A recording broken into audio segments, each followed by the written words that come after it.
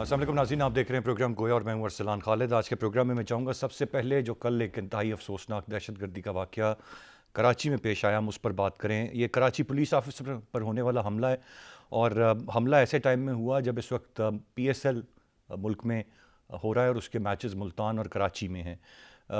फिर ये police office पर हमला एक वाज़ेह स्टेटमेंट है जो जाती है जब आप पुलिस ऑफिस पर ही हमला कर रहे हैं। और अब जो इब्तदाई तहकीकात सामने आ रही हैं उनके मुताबिक बाकायदा तौर पर रैकी की गई थी 1 महीने तक, और ये जो दहशतगर्द हैं ये पहले आ चुके थे, मार्क कर चुके थे जगह, और फिर पूरी तैयारी के साथ इन्होंने ये हमला किया है। इसकी कोई पेशगी इतला भी नहीं थी, कोई थ्रेट अलर्ट भी जारी नहीं था, लेकिन फिर भी बहुत एहसन अंदाज से बड़े अच्छे तरीके से कानून नाफिज करने वाले इदारों ने मुकाबला किया और इन दहशतगर्दों का सफाया किया। लेकिन बहुत सारे सवालात इस दहशतगर्दी के वाक़े ने छोड़ दिए हैं। अब मुल्क का कोई भी शहर हो, चाहे हम बलूचिस्तान के सूबे कोयटा के शहर की बात करें, KPK में पेशावर की बात करें, या हम अब सिंध में कराची की बात करें, तमाम जगहों पर हम देख रहे हैं कि दहशतगर्दी के वाक़यात जो ख़त्म हो चुके थे वो दोबारा से सर उठा रहे हैं, और एक बड़ा चैलेंज है जो इस वक्त हमारे लिए बनता जा रहा है। मैं चाहूँगा आज के प्रोग्राम के आगाज़ में हम इस मामले पर बात करें। इसके साथ साथ जो दूसरा हमारा बड़ा चैलेंज है इस वक्त वो मईशत का है। हम मुल्क के डिफ़ॉल्ट होने की बात तो ज़रूर करते हैं, लेकिन अब हुकूमती वज़रा ख़ुद ये कहना शुरू हो चुके हैं कि मुल्क डिफ़ॉल्ट कर चुका है, ऑलरेडी दिवालिया हो गया है, ये दिवालिया होने के करीब है वाली बात ना कहें। और ये मुल्क के वज़ीर दिफ़ा ख्वाजा आसिफ साहब ये बात कह रहे हैं कि पाकिस्तान डिफ़ॉल्ट हो चुका है, हम एक दिवालिया मुल्क में रह रहे हैं। और फिर साथ साथ वो ज़िम्मेदार ठहराते हैं इस्टेब्लिशमेंट, ब्यूरोक्रेसी और सियासतदानों को कि सभी इस सूरत हाल के ज़िम्मेदार हैं। इससे पहले हमने देखा जब पेट्रोलियम मसनूआत की कीमतों में इजाफा हुआ तो किस तरह मरियम साहिबा ने अपने आप को इस हुकूमत से अलहदा कर दिया। बहुत सारे लोग अपनी हुकूमती पॉलिसीज़ पर उंगलियां उठा रहे हैं इस वक्त, जिनका ताल्लुक PMLN से है। कुछ पीपल्स पार्टी के लोग भी नाराज़ हैं, क्योंकि एक आम आदमी की हालत ज़ार इस वक्त देखने के काबिल है और उसके लिए इंतहाई मुश्किलात का इस वक्त उसको सामना करना पड़ रहा है। मैं चाहूँगा इस पर भी हम बात करें। और फिर साथ साथ जो इमरान खान साहब ने ऐलान कर दिया जेल भरो तहरीक का, एक तरफ जेल जाने की बातें हैं, फिर लीक्ड ऑडियोज़ का सिलसिला है जिसमें हम सुनते हैं कि एक रात क्या खैरियत से गुजर जाएगी या नहीं। फिर एक तासुर उभरता है कि शायद कोई रिलीफ अब भी इमरान खान साहब को दे रहा है। और इसी पर आज मरियम साहिबा की भी बड़ी तवील गुफ्तगू है जो हमारे सामने आई, और उन्होंने भी यही बात की है कि अब भी कुछ लोग हैं जो सपोर्ट कर रहे हैं, कहीं ना कहीं पाकिस्तान तहरीक इंसाफ को फेवर दे रहे हैं इमरान खान साहब। मैं चाहूँगा इन तमाम इशूज़ पर आज के प्रोग्राम में हम तफसील से बात करें। गेस्ट पार्टिसिपेंट्स का तारुफ कराता चलूँ। प्रोग्राम में हमें ज्वाइन कर रहे हैं ब्रिगेडियर रिटायर्ड साद मोहम्मद साहब, सीनियर तज्ज़ियाकार हैं। बहुत शुक्रिया सर आपके वक्त का। सरमद सालिक साहब सीनियर तज्ज़ियाकार हैं, हमारे साथ प्रोग्राम में मौजूद हैं। और नज़ीर लगारी साहब सीनियर सहाफ़ी और तज्ज़ियाकार हैं, हमें प्रोग्राम में ज्वाइन कर रहे हैं। ब्रिगेडियर साहब, गुफ्तगू का आगाज़ आपसे करते हुए, ये जो दहशतगर्दी की नई लहर है कैसे देखते हैं आप इसे? क्या महरक़ात हैं? गो कि ये कहा जा रहा है कि अब तहकीकात होंगी, फिर बैरूनी हाथ मुलव्वस होने की भी बातें हैं, but as a matter of fact ये दहशतगर्द जिनका सफाया हो चुका था, जिनका सर कुचल दिया गया था, अब हमें दोबारा ये नज़र आ रहा है कि शायद दे हैव अ कैपेसिटी कि वो जहाँ चाहें बड़े शहरों में पाकिस्तान में वो इस तरह की दहशतगर्दाना कार्रवाइयाँ कर सकते हैं। ये हमारे पास इंटेलिजेंस फेलियर है, हमारी लैक ऑफ प्रिपरेशन है, पॉलिसीज़ पर सवाल है, या कोई और मामला है? कैसे देखते हैं आप इसे? देखिए कि जो मामलात हैं ये दहशतगर्दी वाले, तो इसमें जो मैं एक शुरू से बात करना चाहता हूँ वो ये है कि हमने अपना दिफा खुद करना है। हमने किसी की मिन्नतें नहीं करनी है, अफगानिस्तान में किसी की मिन्नतें नहीं करनी है, हमने किसी और जगह पर मिन्नतें नहीं करनी है, हमने अपना दिफा खुद करना है। तो जब तक हम इसके लिए बहाने ढूंढते रहेंगे ना, तो फिर ना हमारे जो सिक्योरिटी इदारे हैं ना वो अपना काम सही करेंगे, और ना जो पॉलिसी फॉर्मुलेशन है वो कोई सही होगी। इस वक्त जो है अगर आप हालात देख रहे हैं तो हमारी पॉलिसी तो कोई है नहीं कि इसको किस तरह डील करना है। जो फेडरल गवर्नमेंट है वो तो टोटली पैरालाइज्ड है। जो हमारे वो है, क्या कहते हैं इसको, बहाने ढूंढ रहे हैं वो कि APC करानी है। भाई मुझे APC की समझ नहीं आई कि APC किस चीज की APC है। भाई हुकूमत का काम है मेरी जान की और मेरे माल की हिफाजत करना। जो हुकूमत कर रहे हैं तो मतलब है कि किस से रोका है कि वो मेरी जान और माल की हिफाजत न करे। वो APC में मतलब है कि उसका क्या मकसद है कि वो APC बुलाना चाहते हैं इसके ऊपर। हमारी जो इसमें दो महरक़ात हैं वो ये है कि एक हमारी जो इंटरनल वो है मामलात हैं वो है कि मीडियोक्रिटी है और इनएफिशिएंसी है और पॉलिटिसाइजेशन है। तो ये उसका है। بیرونی جو اس کے محرکات ہیں اس میں یہ ہے کہ ہم نے افغانستان میں ایک پالیسی اختیار کی، اس کے اوپر بہت تنقید ہوتی رہی، لوگ وارن کرتے رہے کہ جی آپ یہ اس قسم کے لوگوں کی پشتپناہی مت کریں، اور ہم یہ سمجھ رہے تھے کہ جی ہم اس کی پشتپناہی کریں گے تو ہم جو ہے وہ جو ہمارے انڈو سینٹرک ویو ہے کہ یہ آ جائیں گے تو بس ہم پھر یہ ہمارے لیے جو کشمیر آزاد کریں گے، اور اس قسم کی بچگانہ سوچ ہم نے رکھی ہوئی تھی۔ گورنمنٹ بڑے لوگ دیتے تھے کہ یہ اس قسم کی وہ مت کریں، وہ آگے انہیں تقریباً 2500 دہشت گرد چھوڑ دیے اپنی جیلوں سے۔ اس کے بعد ہمارے کچھ جو وہ تھے اس میں پچھلی بڑی حکومت بھی شامل ہے اور کچھ اس وقت کے فوجی اہلکار بھی شامل ہیں، تو انہوں نے اجازت دے دی کہ یہ لوگ اگر پرامن ہو جائیں تو اپنے علاقوں میں آ جائیں۔ ان لوگوں نے کئی دفعہ اپنے جو وعدے کیے تھے اس کے اوپر یہ اس کے ملک سے منحرف ہو گئے ہیں۔ ہم نے ان کو اجازت دی، 400-500 لوگ اپنے اطلاعات کے مطابق، مجھے تو صحیح معلومات نہیں ہے لیکن اطلاعات کے مطابق 400 سے 500 دہشت گرد ہمیں بھی چھوڑ دیے۔ تو پھر آپ کیا ایکسپیکٹ کر سکتے ہیں پولیس والوں سے؟ اچھا نہیں، مجھے یہ بتائیے گا برگیڈ صاحب، پھر کیا طریقہ ہے نبرد آزما ہونے کا؟ اگر آپ اے پی سی کی کہہ رہے ہیں کہ کیوں اے پی سی، وی کین ناٹ فرگیٹ جب اے پی ایس سانیہ اے پی ایس ہوا ہے اس کے بعد ساری پارٹیز بیٹھی تھیں، ایک کنسنسس ڈیولپ ہوا تھا، نیشنل ایکشن پلان آیا تھا، آپریشن ضرب عض شروع ہوا تھا، وہ ابتدا تھی کہ ہم نے ٹیررزم کو ڈیل کیا تھا، تمام سٹیک ہولڈرز ایک ساتھ ہوئے تھے۔ اب یہ جو پولیٹیکل ڈیوائیڈ ہے ہماری، یہ بھی تو بڑا ویکیوم دے رہی ہے اس طرح کی چیزوں کو، تو کیا بہتر نہیں ہے کہ سارے مل بیٹھیں اور ایک نقطے پر ایک معاملات کو طے کریں اور پھر اس سے نبرد آزما ہوں؟ ہے نا، مجھے آپ یہ بتائیں نا، دنیا میں کون سے، کیا جب امریکہ کے ساتھ 9/11 ہوا یا جو برطانیہ میں اس میں ہوا، وہاں پر حکومت نے فیصلہ کیا، جارج بش نے فیصلہ کیا، اس نے آل پارٹی کانفرنس بنائی تھی کہ مطلب ہے کہ ہم نے کیا کرنا ہے کیا نہیں کرنا ہے۔ بھائی آپ کا کام ہے، آپ حکومت میں ہیں، آپ کا کام ہے اس معاملات کو ڈیل کرنا، اور یہ اتنا مشکل کام نہیں ہے، یہ آپ اس کو ڈیل کر سکتے ہیں، لیکن آپ نے ایک جو عزم ہے وہ اس کی کمی ہے، آپ نے کیپیسٹی نہیں ہے کہ آپ اس کو ڈیل کر سکیں۔ آپ اگر مطلب ہے کہ آپ اسرائیل کو دیکھ رہے ہیں، اسرائیل جیسے ملک کو دیکھ رہے ہیں، سارے ہاسٹائل ہیں ارد گرد، اس نے ٹیررزم ختم کیا کہ نہیں کیے؟ ہندوستان نے کشمیر میں انسرجنسی ختم کی ہے کہ نہیں کی ہے؟ مطلب ہے کہ یا اس کو مینیجبل لیول پہ لے آئے کہ نہیں لے آئے ہیں، تو آپ کو کیا پرابلم ہے کہ آپ نہیں کر سکتے ہیں؟ وہ اس لیے کہ آپ کی جو پالیسیز ہیں جو ایسی ہیں کہ جو مطلب ہے کہ اس کی اجازت نہیں دیتی ہیں کہ آپ ایک پرامن ملک بن جائیں۔ سب سے پہلے آپ نے ایک پرامن ملک بننا ہے، جب آپ نے اس قسم کے جتھے آپ نے اپنے سوائل کے اوپر رکھے ہوں، ان کو ٹرین کیا ہو، آپ کی سیکورٹی اسٹیبلشمنٹ میں ایسے لوگ ہیں جو کہتے ہیں کہ یہ جتھے ہمارے فارن پالیسی آبجیکٹو آپ یہ حاصل کریں گے، تو پھر آپ کیا پولیس سے یا باقی اداروں سے آپ یہ اس سے ایکسپیکٹ کریں گے کہ وہ آپ کے لیے لڑائی لڑیں گے؟ ٹھیک ہے بکیر صاحب، آپ کا پوائنٹ آ گیا سر، پوائنٹ ویل ٹیکن۔ میں سرمد سالک صاحب کی جانب بڑھوں گا۔ سرمد صاحب، آپ کیسے دیکھتے ہیں، کیا کوئی اے پی سی مسئلے کا حل ہے، یا جس طرح برگیڈ صاحب نے فرمایا کہ پولیٹیکل ول ہونی چاہیے، جب ایک گورنمنٹ ہے تو یہ کافی ہے کہ وہ تمام تر ڈیسیجنز لے اور اس سارے معاملے کو ڈیل کرے؟ اب وجہ کیا ہے اس دہشت گردی کے دوبارہ سر اٹھانے کی؟ یہ ہماری معاشی حالات ہیں، ہماری پولیٹیکل ڈیوائیڈ ہے، یا کوئی اور ریزنز ہیں اس کے پیچھے؟ ہم نے جو یہاں سے بھاگ کے گئے تھے افغانستان میں، جنہیں دہشت گردوں نے پناہ دی تھی، ہم نے انہیں پاکستان واپس آنے کی اجازت دی، تو جن لوگوں نے یہ پالیسی بنائی ان سے کوئی پوچھا جانا چاہیے اور ان کے خلاف کوئی کارروائی ہونی چاہیے کہ آپ نے کیا سوچ کے یہ پالیسی ترتیب دی تھی۔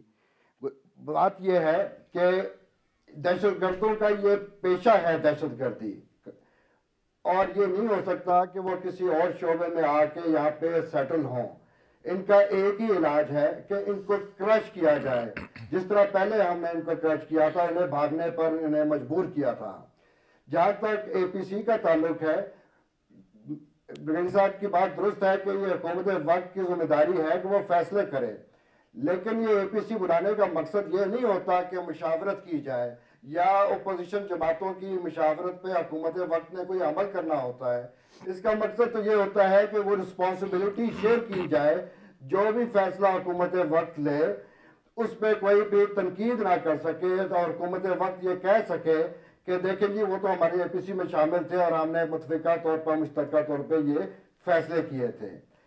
تو گزارش یہ ہے کہ باقی پولیٹیکل انسٹیبلٹی جو ہے وہ اپنی جگہ پہ ہے، معاشی جو ہے صورتحال جو آگے چل کے بات ہوگی، جس طرح آپ نے اپنے انٹرو میں کہا، خواجہ آصف صاحب کے بیان کا حوالہ دیا، تو یہ صورتحال ہے. ابھی بھی جو ہے یہ گروپ جو ہیں وہ پورے ملک میں پھیلے ہوئے ہیں، اور یہ ایسی جگہوں کو اللہ خاک میں بدن میرے منہ میں خاک کہ وہ ایسے جگہوں کو نشانہ بنائیں گے جہاں سے وہ ایک سگنل جائے کہ قانون نافذ کرنے والے ادارے جو ہیں وہ عوام کا تحفظ کرنے میں ناکام ہیں.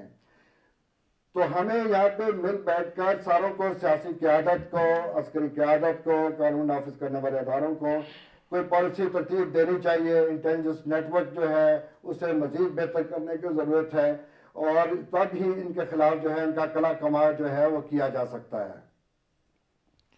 بالکل صحیح سر، پوائنٹ آ گیا. نذیر لغاری صاحب سے بھی ذرا پوائنٹ آف ویو لوں گا. لغاری صاحب، آپ کیسے دیکھتے ہیں؟ آپ تو خود کراچی شہر میں موجود ہیں، کیا اس وقت کیا وہاں پر کیسے دیکھا جا رہا ہے اس دہشت گردی کی بڑی کارروائی کے بعد سائملٹینیسلی جب ایک بہت بڑا ایونٹ پی ایس ایل کا بھی وہاں پر جاری ہے، اور یہ ایک پازیٹیو چیز ہے کہ اس کو ایز پر اسکیجول کنٹینیو رکھا گیا ہے، لیکن شہریوں کا کیا اس وقت ری ایکشن ہے؟ اوور آل کیسے دیکھ رہے ہیں اس کو؟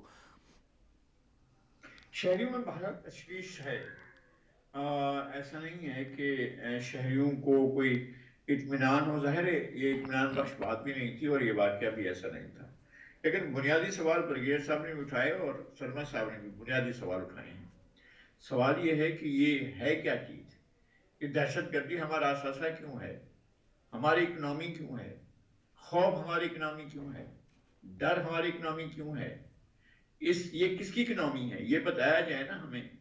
یہ جو دہشت گردی یہ کس کی اکنامی ہے، اور اس کے کیا کیا جو ہے، اس سے کیا کیا مفاد حاصل ہوتے ہیں، کون کون مفاد حاصل کرتا ہے، کس کس نے اس سے کمایا ہے، کس نے کیا کیا کمایا ہے، یہ ہمیں علم ہونا چاہیے. یہ جو خان صاحب چیخا کرتے تھے کہ این آر او نہیں دوں گا، بھائی نہیں دو کسی کو این آر او، نہ یہ دیں نہ وہ دیں. ایک نیشنل ریکنسیلیشن کے لیے آپ آگے بڑھیں اور ایک آرڈیننس نہیں کریں. آپ بیٹھیں کہ جناب ہم بیٹھتے ہیں، پہلے اپنے گناہوں کا ہم اعتراف کریں اور ہم کہیں کہ یہ ہم سے گناہ سرزد ہوئے. پھر ہم کہیں کہ ہم گئے تھے افغانستان میں، ہم دوسروں کی آگ میں اپنے بچوں کو جلانے کے لیے گئے تھے، کہیں نا یہ جا کر. اور جو دو سپر پاورز آپس میں ٹکرا رہی تھیں اور آپ چلے گئے تھے کہ جناب لائیے ہمیں بھی مونگ پھلیاں دیجیے، ہم بھی مونگ پھلیوں کے ساتھ گزارا کریں گے اور آپ کی جنگ ہم لڑیں گے، اور ہم جا کر ڈیگو گارشیا سے اپنی ہدایات لے کر جو ہے ہم آپ کے فرمان عالی شان پر عمل کریں گے. تو اس بات کا تو ہمیں بتایا جائے کہ کیوں ہوا تھا، کیسے دہشت گردی کے مراکز بنے ہوئے تھے، کیسے ٹریننگ سینٹر کھلے ہوئے تھے. میران شاہ میں میں نے خود جا کر دیکھے تھے اپنی آنکھوں سے کہ دہشت گردی کے مراکز کھلے ہوئے ہیں. آپ کا روس سے مقابلہ تھا، پھر کیا ہوا؟ پھر آپ نے جب اپنے ملک کے اندر کاروائیاں شروع کی تو اس وقت کیا ہوا؟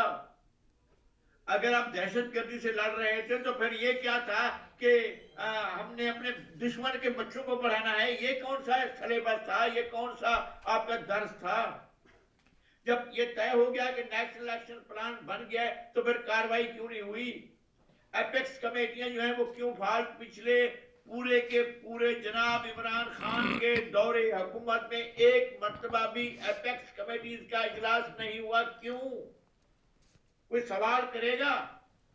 آپ ان کو بلا رہے تھے کہ آ جائیے، آپ کے وزیر اعلیٰ اور آپ کے وزراء ان کو بھتے دے رہے تھے، کیوں؟ آپ یہ سب کچھ ان کے لیے سہولت کر رہے تھے اور کہتے ہم مذاکرات کریں گے.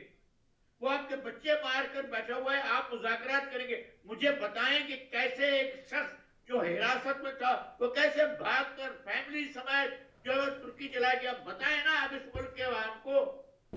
آپ ایک ریکنسیلیشن کا سلسلہ شروع کرتے ہیں تو پہلے اعترافات کریں کہ ہم نے گناہ کیے ہیں. اب بھی اس وقت بھی سہولت کاری کی جا رہی ہے اس شخص کو جس نے سب کو پیرالائز کرنے کا تعصب دیا ہوا ہے. اگر یہ سہولت کاری نہ ہو رہی ہوتی مختلف افراد کی طرف سے، گروہوں کی طرف سے، سرکاری آرگنائزیشن کی طرف سے، سرکاری اداروں کی طرف سے، سرکاری انسٹیٹیوشن کی طرف سے اب بھی اس کی سہولت کاری نہ ہو تو پاکستان کے سارے بحران سے باہر نہ نکل سکتا ہے. جو بحران اس وقت آپ کے سر پر کھڑا ہوا ہے، جس کو وزیر دفاع کہتے ہیں کہ جی ہم تو ڈیفالٹ کر چکے. भाई डिफॉल्ट Right, sir. कर चुके हो तो फिर छोड़ दो ना यार। अब इस खला को छोड़कर उनको कहो कि जनाब आइए आप खुद संभाल लीजिए इस मुल्क के साथ क्या करना है।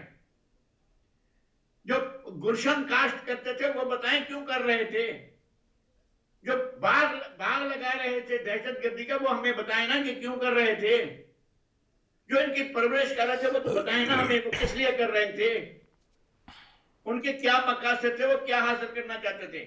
हमारे जर्नल तक कुर्बान हुए और उनकी शहादतें हुई, ब्रिगेडियर ओहदे के कई लोग मारे गए, छावनियों पर हमले हुए, ग्रेजन पर आप मुज़ाकरात कर रहे हैं, आइए मीठे बंदे आपके साथ मुज़ाकरात करते हैं।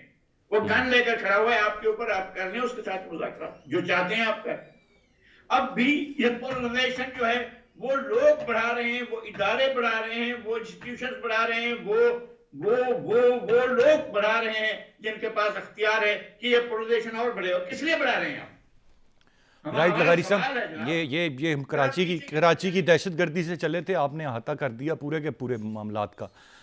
मैं ब्रेक की जाने पड़ूंगा जी, ब्रेक से वापस आकर मजीद बात करते हैं। डिफ़ॉल्ट वाली बात भी मैंने इंट्रो में कही, अभी लगारी साहब ने भी उसका तज़किरा किया, और ये वज़ीर दिफा जब कह रहे हों, फिर बाकी वज़रा के बयानात किस तरह के आ रहे हों, यकीन ये सब वरी सब। मैं इस पर कमेंट लेते हैं अपने मेहमानों का। ब्रेक के बाद साथ रहिएगा।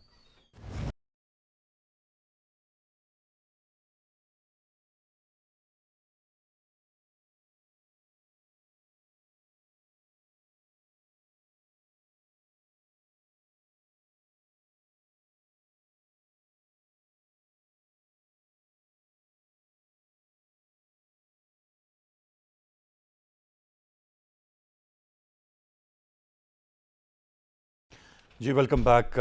कुछ बात इस वक्त जो ख्वाजा आसिफ साहब जो वज़ीर दिफा हैं मुल्क के, उन्होंने एक स्टेटमेंट दिया, और ये इंतहाई आम वज़ीर इस हुकूमत के जब वो इस तरह की बात कहेंगे तो फिर यकीनन बातचीत बहुत होगी, सवालात बहुत उठेंगे। वो कहते हैं कि पाकिस्तान डिफ़ॉल्ट हो चुका है और हम एक दिवालिया मुल्क में रह रहे हैं, और सभी स्टेक होल्डर्स को उन्होंने इसका ज़िम्मेदार करार दिया है, ज़िम्मेदार ठहराया है। पर ये बयान इस तरह से दे देना, गो के इस वक्त जो मौशी हालात हैं वो बहुत बुरे हैं, एक आम आदमी का जीना इस वक्त बहुत मुश्किल है, लेकिन डिफ़ॉल्ट इज़ समथिंग एल्स। जब वो कह रहे हैं इस तरह की बात, फिर क्या इंस्पिरेशन इस वक्त क्या ली जा सकती है? फिर अपनी उनकी हुकूमत पर और उनके ही वज़ीर ख़जाना पर बहुत सारे सवालात उठते हैं, जो कुछ और तस्वीर देते हैं और उनके अपने वज़रा कोई और बात कहते हैं। अगर पेट्रोल की कीमतें बढ़ती हैं तो मरीम नवाज़ साहिबा ख़ुद को अपने हुकूमत से अलहदा कर लेती हैं। ये मतलब ये शायद अवाम के साथ ये सारी चीज़ें कर रहे हैं, या वाकई इस वक्त इतनी डिवाइड है with in the political party of PMLN, PDM की सारी जमातों को तो आप छोड़ ही दीजिए। ब्रिगेड साहब, क्या राय होगी आपकी, कैसे देखते हैं आप वज़ीर दिफा के स्टेटमेंट को, और उसके बाद हर तरफ बहुत चर्चा है इसकी? है ना, ये सस्टेनेबल नहीं है। जो अखराजात हम कर रहे हैं और जो जिस तरीके से हमारे अशराफिया अपने जो पाकिस्तान के वसाइल हैं उसके मुकाबले में, ये सिस्टम सस्टेनेबल नहीं है। उसमें ये अभी तक चल इसलिए रहा था क्योंकि अगर आप देखें कि 3 दफा जब हम डिफॉल्ट सिचुएशन में गए, अमेरिका हमारे इमदाद के लिए आया और उसने बेतहाशा डॉलर हमें दिए और हमने उस सिस्टम को आगे चलाया, और अशराफियों ने मजीद अपने आप को जो है मनाद दे दी, और जो है क्या कहते हैं इसको पर्सनल प्रिविलेजेस जिसको अंग्रेजी में कहते हैं, वो उन्होंने अपने आप को अवॉर्ड करते रहे। हमने तकरीबन $67 बिलियन अमेरिका से लिए हैं, सिर्फ हम यूनाइटेड स्टेट्स से, उसके अलाइज की मैं बात नहीं कर रहा हूँ, फ्रॉम 1953-54 टिल 2000 मतलब है कि 18 और 17। तो ये जो हम अभी तक बॉरोड लग्जरी पे चल रहे थे, वो बॉरोड लग्जरी अभी खत्म हो गई है।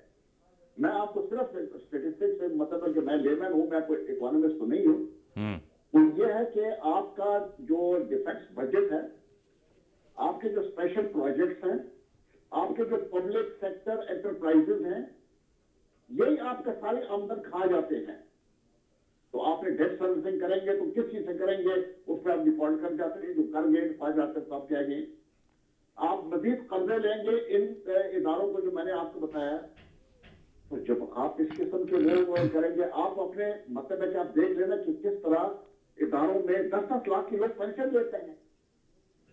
आप लग्जरी गाड़ियों में मतलब है तो गरीब आदमी को आप मार रहे हैं, लेकिन अशराफिया ने अपनी एक कार जो है ना वो कम नहीं की है। ऐसे ही किसी ने अपने पेंशन में कमी नहीं की है, किसी ने अपनी तनख्वाह में कमी नहीं की है, किसी ने अपने खर्चे में कम दिए। लग्जरी गाड़ियां आप खरीद रहे हैं, अभी तक खरीद रहे हैं आप, लग्जरी गाड़ियां खरीद रहे हैं। मतलब मैं उस दिन एयरफोर्स की गाड़ी देख रहा था, पता नहीं वो सच है, सोशल मीडिया पे, आउटी पुलिस कार एक सर्विस की वो किसने दिखाई मुझे। अगर ये सच है तो फिर हम बहुत कैरस लोग हैं, हम बहुत जालिम लोग हैं कि हम अपने गरीब आदमी का जो है ना उसकी आखिरी रोटी छीन के हम अपने आप को प्रिविलेजेस दे रहे हैं। ये सिस्टम सस्टेनेबल नहीं है। जब तक पाकिस्तान में हम बेल्ट टाइटनिंग नहीं करेंगे, रिफॉर्म्स नहीं करेंगे, और उसमें अशराफिया जो है उसने बेल्ट टाइटनिंग करनी, गरीब आदमी को नहीं। गरीब आदमी को आपने बिल्कुल आखिर दम तक पहुंचा दी है, वो मरने के काबिल हो गया है। लेकिन ब्रिगेड साहब, एक फैक्ट तो यही है ना कि ये चीज़ हम जानते हैं, इस बॉर्डर लग्जरी की बात भी हम जानते हैं, अशराफिया को अपने अखराजात कम करने की ज़रूरत है, लेकिन वो तो हम देखते हैं कि दिन ब दिन बढ़ाते जाते हैं अपने अखराजात। और रियलिटी तो ये है कि सारा का सारा बोझ तो एक आम आदमी पर ही पड़ रहा है। और हम आज भी इन हालात में आके, जहाँ आप कह लीजिए बकौल ख्वाजा आसिफ कि हम डिफ़ॉल्ट कर गए हैं, या अभी हम रोज़ सुनते हैं कि हम करने वाले हैं, लेकिन ये होश के नाखून नहीं ले रहे, तो फिर क्या बनेगा? कोलैप्स करेंगे आप फिर, और क्या बनेगा? ऑलरेडी कोलैप्स सिचुएशन में है इस वक्त। आपके अशराफिया को देख लेना। इस दिन ये जो एक फ्रेंचाइज खुली है नई लाहौर में, वो कहता है कि ये दुनिया में पिछले 61 साल से कोई इतनी सेल पहले दिन में नहीं हुई है जैसे वहां पर हुई है। ये क्या कर रहे हैं? एक डिफॉल्ट की तरफ जाना है या हो गया है। हमारी इकोनॉमी कोलैप्स कर रही है।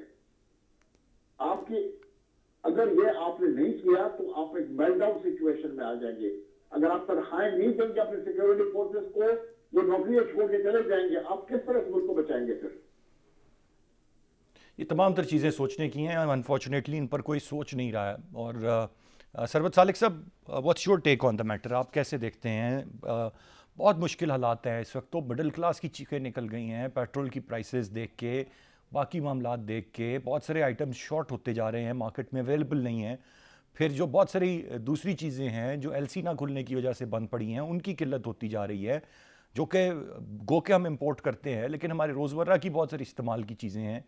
कैसे हम आगे चलेंगे? कोई हमारे पास सोच और विजन नहीं है, और हम day to day petty issues में एक दूसरे के पॉलिटिकल पॉइंट स्कोरिंग में ही आज तक उलझे हुए हैं। जवाब है अरसलान, लेकिन ये मुझे इको आ रही है, लेकिन इसके बावजूद मैं अपनी बात करता हूँ। Please sir. देखिए सर, हम बैसियत कौम एक अयाश कौम है। हमने अपनी अयाशियाँ कभी तर्क नहीं की। जिस सतह पे भी देखें, जिसकी जिस हद तक औकात है, वसात है, वो अपनी अयाशियों में लगा हुआ है। किसी ने अपनी अयाशियाँ कम करने की कोशिश नहीं की। शादियों में आप भी शिरकत करते होंगे, मैंने भी चंद दिन पहले जो शादियों में शिरकत की, मेरी होंडा गाड़ी जो है ना सबसे माठी गाड़ी मेरी थी।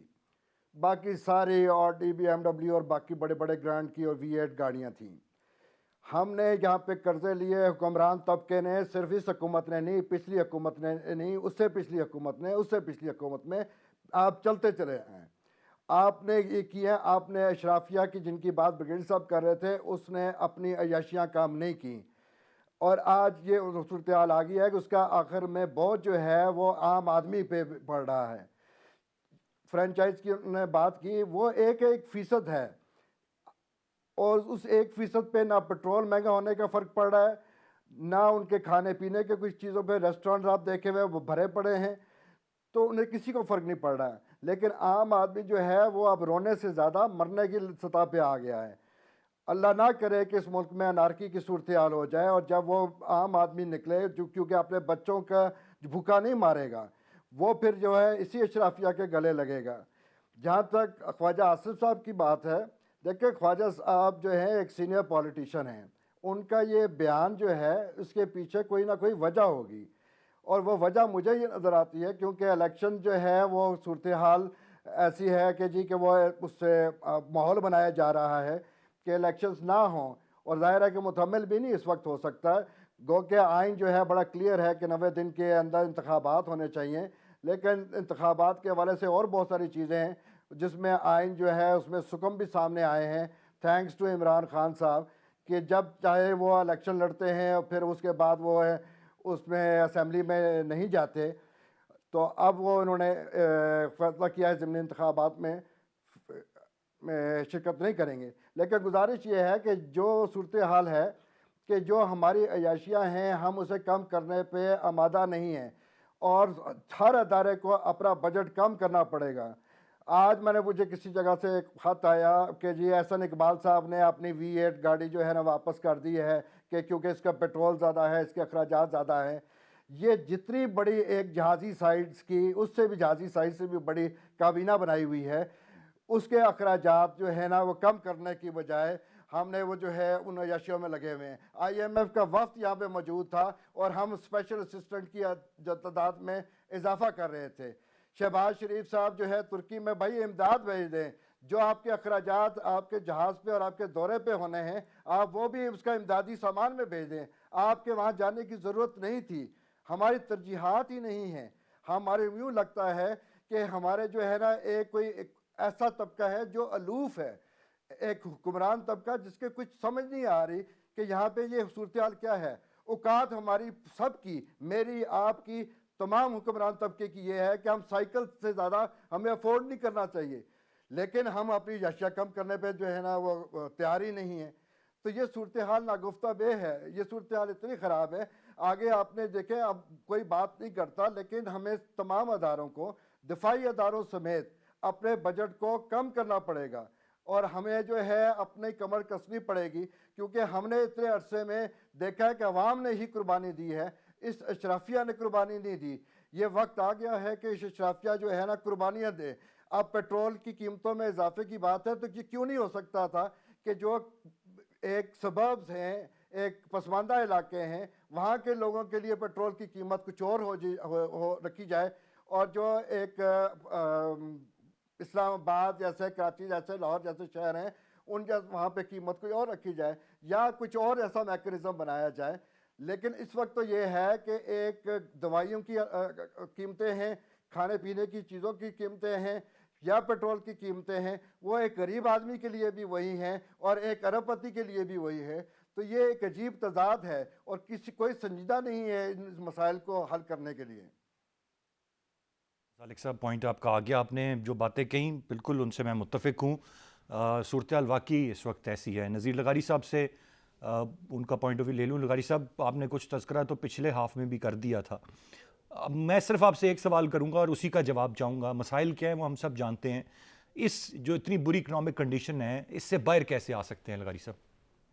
جی بہت شکریہ. اگر آپ مجھے آپ ٹائم دیں گے تو میں ایک چھوٹی سی مثال دوں گا. 20 سال پہلے ایک صحافیوں کا وقت ایران گیا. اس وقت کی بتا دیتا ہوں. اس وقت ایران دنیا کے ٹاپ 17 اکنامیز میں سے ایک ہے, اور بیلجیم, سویڈن, سوئٹزرلینڈ, یہ ممالک پیچھے ہیں ایران سے. یہ پہلے ذہن میں رکھ لیں. ہم 20 سال پہلے گئے, ارشاد احمد حقانی صاحب تھے, ضیاء الدین صاحب تھے اور محمود العزیز صاحب تھے, یہ فوت ہو چکے ہیں. زندہ لوگوں میں طارق وارثی صاحب ہیں, معین الدین حیدر ہیں, ایاز بادشاہ ہیں, میں تھا, یہ لوگ زندہ ہیں. ہم لوگ بیٹھے ہوئے تھے پاکستان کے ایمبیسیڈر کی دعوت میں, اور وہاں پر ایک بات کہہ کر چونکا دیا تھا. اور اس وقت ریٹائر ہو چکے ہیں میجر جنرل زاہد مبشر, وہ اس وقت پاکستان کے ملٹری اتاشی تھے, وہ وہاں موجود تھے. اور وہاں پر جب یہ انکشاف ہوا کہ ایران کی فوج کے کیپٹن, میجر, کرنل رینک کے افسر اپنی ڈیوٹی کرنے کے بعد پارٹ ٹائم کے لیے ٹیکسی چلاتے ہیں, تو پھر سب چونک پڑے. انہوں نے کہا یار یہ ملک اپنا دفاع کیسے کرے گا, یہ کیسے اپنا دفاع کرے گا؟ کیا مطلب, آپ کا دفاع جو ہے وہ عیاشیوں سے ہوگا, لگژری سے ہوگا. ایران کے افسروں کو اگر لگژریز نہیں ملی ہیں تو کیا انہوں نے دفاع نہیں کیا اپنے ملک کا؟ اب بھی ساری دنیا ان کے خلاف ہے, اور وہ اب بھی اس وقت اپنی اکنامی میں دنیا کو ٹکر دے رہے ہیں. پورے مڈل ایسٹ کی اکنامی سے, مڈل ایسٹ, سعودی عرب, UAE, قطر, کویت, سب اس کی اکنامی, ایران کی اکنامی اس سے آگے ہے, اور آپ اس کے بالکل برابر میں ہیں. آپ بلوچستان میں آپ جائیں نا, یہاں سے کراچی سے 2.5-3 گھنٹے کا سفر کر کے, 2.5 گھنٹے کا سفر کر کے جائیں آگے, آپ کو ہر چیز مل رہی ہوگی. بسکٹ مل رہا ہوگا ایران کے, چیزیں وہاں سے لسی بنی ہوئی جو ہے آپ کو پیک کی ہوئی ملے گی, آپ کو یہاں مل رہی ہیں چیزیں. تو یہ صورتحال جب ہے, جب لوگ اپنے بارے میں سوچتے ہیں, قومیں فیصلہ کرتی ہیں کہ ہم نے زندہ رہنا ہے, تو پھر قومیں زندہ بھی رہتی ہیں. ہم نے مقابلہ کرنا ہے, قومیں مقابلہ بھی کرتی ہیں. हमने अपने एजेंडे पर अमल करते हैं, कौमें अपने एजेंडे पर भी अमल करती हैं। हमने दूसरों का एजेंडा नहीं टॉप करना है, दूसरे का एजेंडा में नहीं भी टॉप करती हैं। कौमें अपने फैसले खुद करती हैं, ये नहीं देखती हैं कि वाशिंगटन से क्या इशारा आ रहा है, लंदन से क्या इशारा है। लाडले को कैसे झोली में लेकर, गोद में लेकर कैसे बहलाओ, कैसे चुप कराओ, कैसे करो। आपको डिक्टेशन आ जाती है, आप चुप करके बैठे होते हैं और लाडला आपके सामने जो है रक्स से दरवेश कर रहा होता है। ये क्या है मुल्क में? यानी कि लगारी साहब, मैं आपकी बात समझा कि जो मेरा सवाल था कि ज़िंदा कौम बनना पड़ेगा, हमें अपनी याशियाँ तर्क करनी पड़ेंगी, दोबारा से मेरे ख्याल से बहुत सारे मैयर्स लेने पड़ेंगे, तभी शायद हम इस पूर इकनॉमिक कंडीशन को उसको ओवरकम कर सकें, उससे हम बाहर आ सकें। बज़ाहिर इतनी आसानी से ये तमाम तर चीज़ें नहीं हो सकेंगी। एक ब्रेक की जाने में बढ़ूंगा, ब्रेक से वापस आकर मज़ीद बात करते हैं, साथ रहिएगा।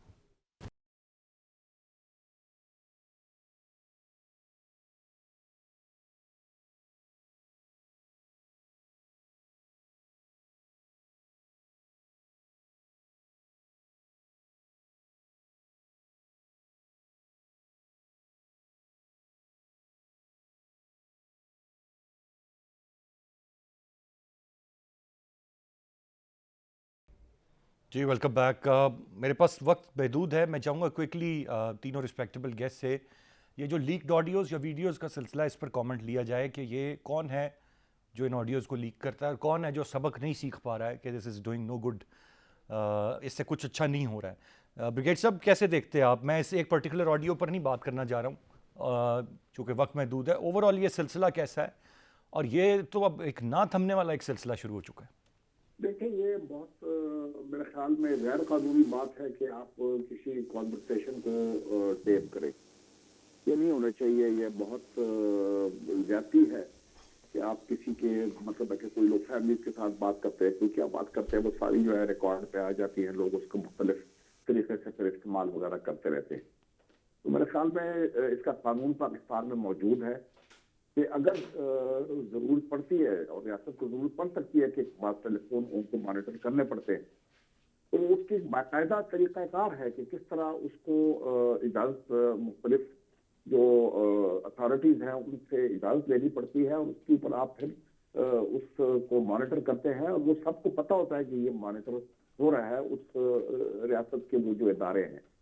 तो मेरे ख्याल में इससे हमें गुरेज करना चाहिए, हमें इस किस्म की रिकॉर्डिंग नहीं करनी चाहिए। ये मुल्क में इंतशार फैलाएगी, ये अच्छी बात नहीं। राइट।